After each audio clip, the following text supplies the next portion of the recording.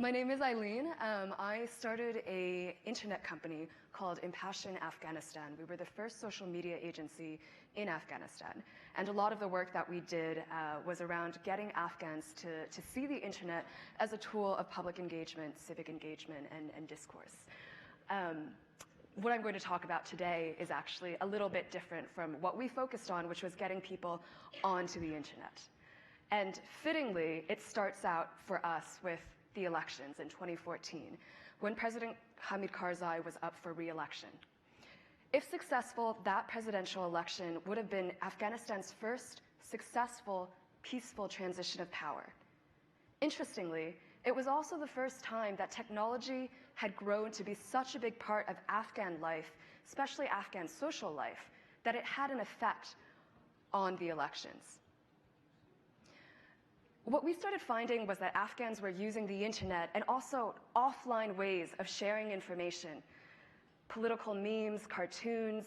And what was fascinating was that even though internet connectivity in Afghanistan was still very low, today it's at about 15%, the memes were getting everywhere, all over the country. And what we figured out was that it was because of an informal system of the SneakerNet.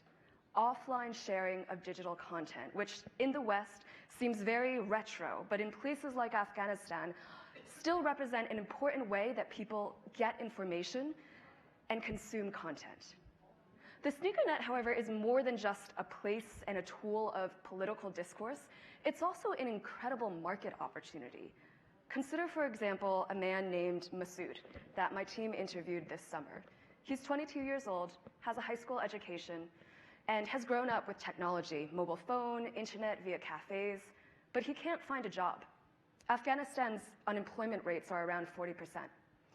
And so what he did was, rather than becoming one of the hundreds of thousands of Afghan refugees, or taking the $700 that ISIS reportedly offers its new recruits, he started selling content that he was downloading from the internet. This is something that's happening all around Afghanistan. Young men that don't have many opportunities are finding ways to eke out a living. And on the other side, Afghan consumers that are not served well by the media companies, by the internet companies, are paying 25 AFs, or about $50 for a gigabyte of movies, music, TV shows. What this system reminds me of is the development of mobile money in Kenya. Before Vodafone launched M-Pesa, Kenyans were already finding a way to transfer money through non-tech ways, basically by using phone credit as a currency. That system is already in place in Afghanistan with the informal SneakerNet. All it needs is that extra push for this informal economy to perhaps become formal. Thank you.